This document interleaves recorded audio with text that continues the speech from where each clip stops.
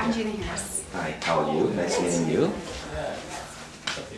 George Hall. George, I'm Joseph. Joseph Hall. Nice meeting you. Hi, Tim Waterhouse. Compare the Holocaust in Europe, the Holocaust in Asia, happening around the same time. The world knows a lot about the European Holocaust, but very, very little is known about the Asian Holocaust. In particular, when Japan refuses to admit responsibility, refuses to admit, or try to rewrite history, that is something that I think the world should not tolerate. That is what I thought the world should know about the truth. I was appalled at my own lack of knowledge on this topic. As you pointed out, it's basically reduced to a paragraph.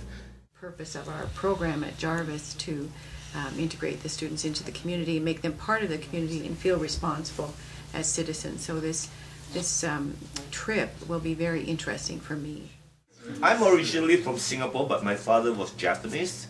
And when I was growing up, I remember listening to stories that my father used to tell me. It started to force me to dig a little further, though I didn't really pursue it very much until the most recent OHASTA conference, where this document fell into my hands. And you can, help me together to make this tour a wonderful one.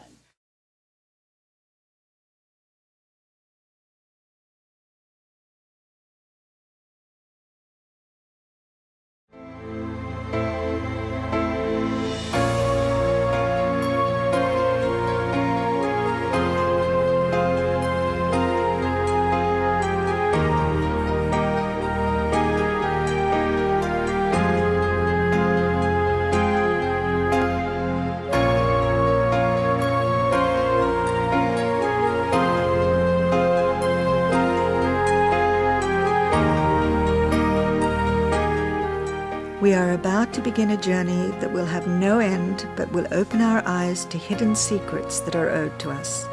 We want to be paid the knowledge of history and her story that cannot be denied from the very beginning.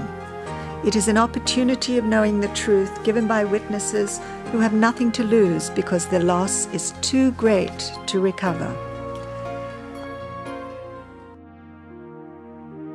Our journey started in Shanghai, where we met Professor Su, the lone advocate for the Comfort Women and the founder of the Comfort Women Research Institute. Inside the conference room of Shanghai Normal University, we were exposed to information and facts that some of us hardly knew about before. In front of us was Madame Louis Gui Ying, a bent but resilient 78-year-old. Her tragic tale began at the age of 14, when her youth, dignity, and future were stolen from her, and she was forced to become a comfort woman or sex slave for the Imperial Japanese Army. Many times, she had to close her eyes to recount her tale of cruelty and inhumane treatment, hidden and trapped inside for more than 60 years. To her, it was an experience too shameful to admit, too painful to recall. Only when she saw a ray of hope was she courageous enough to stand up and give her testimony. Her hope came from revealing the truth and from knowing that even teachers from the Western world would take up the call and not break faith with them. We visited a comfort station in Shanghai, the hell for thousands of innocent souls, the place where young women were forced to comfort innumerable Japanese imperial soldiers. As we walked by each room in the house, the images of the tortured and lonely weeping women became vivid. I was 15, gentle and innocent. But you came and ripped me from the warmth of my parents' home, the tenderness of a martyr's arms, to be fed like 200,000 others to your countless lusty ribs, which defiled and devoured me and tossed me, broken and scarred, into the cold, scornful sea. Oh, my beloved country, why am I to blame? Why do you turn your face away from my pain? Oh, my father, oh, my brothers, who helped me bear my shame. Oh, Hiroshito, oh, you mighty Mijis, I comforted your soldiers in their struggle. Now who comforts me in my pain? Oh, Koyoshimi and all your faceless Yasukuni men, how do you sleep at night? while I shiver and cry in an endless nightmare, alone in my hovel, broken in body and spirit, frightened and ashamed.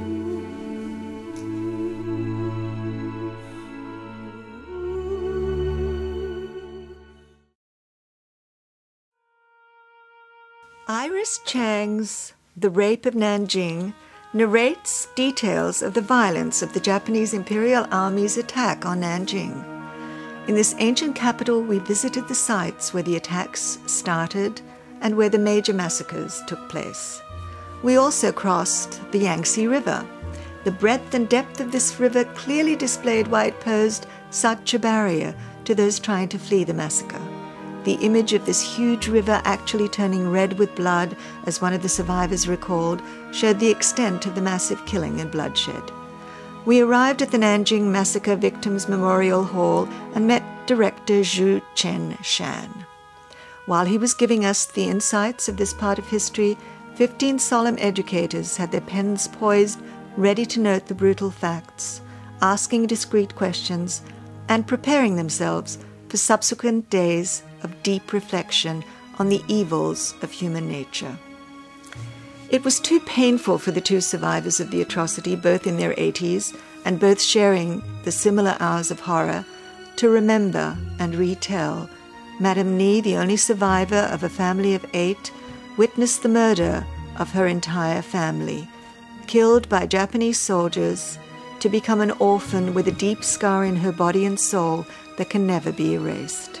Mr. Chang was spared only by the unconditional love of his mother, who threw her dying body on top of her 2 little sons. With these horrific memories of how their grandparents, parents, brothers and sisters were brutally killed, they grew up, a burden that can hardly be relieved.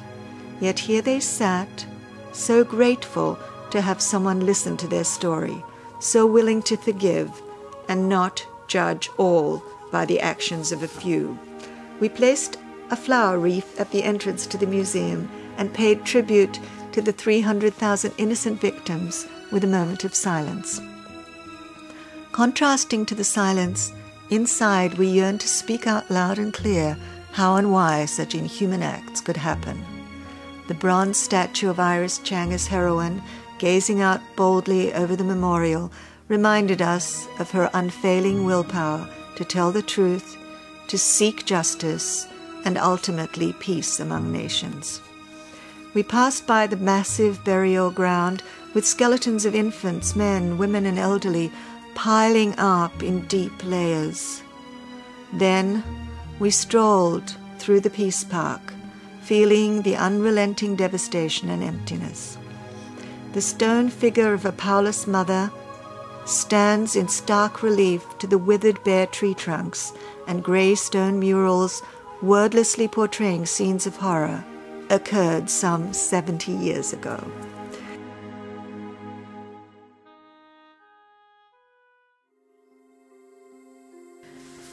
In Beijing, we met with attorney Kang Jian, who has been persistently fighting for many years to get an apology and reparations from the Japanese government for the forced labor victims.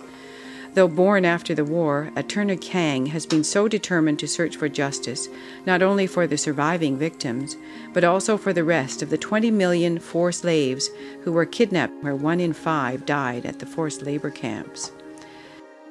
As we presented the Ontario Teaching Resource Guide, Global Citizenship, the Violation of Human Rights to attorney Kang, we saw her eyes sparkle with hope.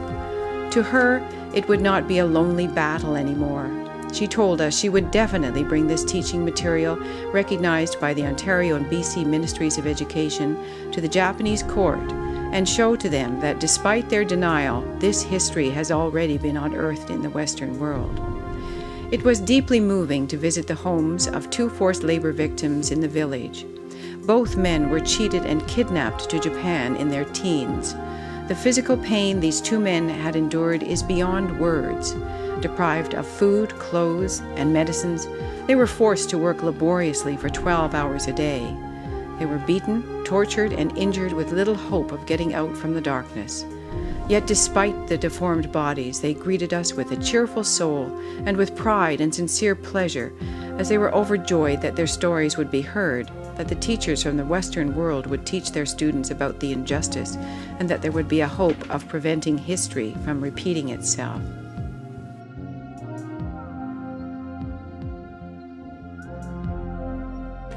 Harbin was the last stop on our study tour.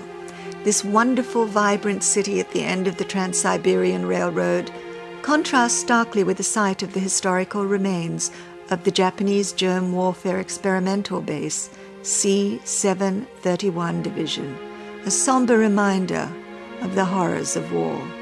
The Death Factory is a hideous place, both inside and out. Its atmosphere of horror and suffering are evident in the dark grey walls and the stifling small rooms with their horrifying exhibits of sadistic medical experiments. It is estimated that over 3,000 were murdered at this site by experimentation. To say that the treatment of these prisoners was inhuman would be an understatement. Individuals literally died slowly, either by vivisection, exposure to toxic gases, or injection of infectious chemicals. We shivered to think that as humans we could be so cruel. Evil was the word that came to mind. These acts exemplified a need for pure dominance, greed and self-indulgence, and should not go without consequences. While in Beijing, Professor Bu, director of the Institute of Modern History, had brought a lot of knowledge on Japan's use of chemical weapons. There were numerous documents and records about Japan's massive production of such weapons and how they were shipped to China during the period of invasion.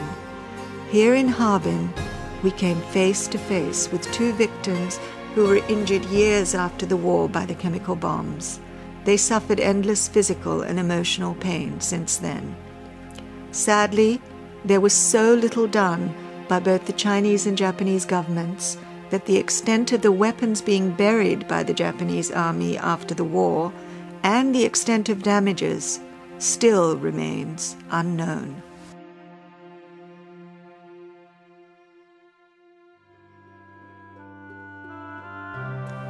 It had been an emotionally challenging and demanding study tour, a tour where we learned much about Asian World War II history, but we also learned how much we did not know.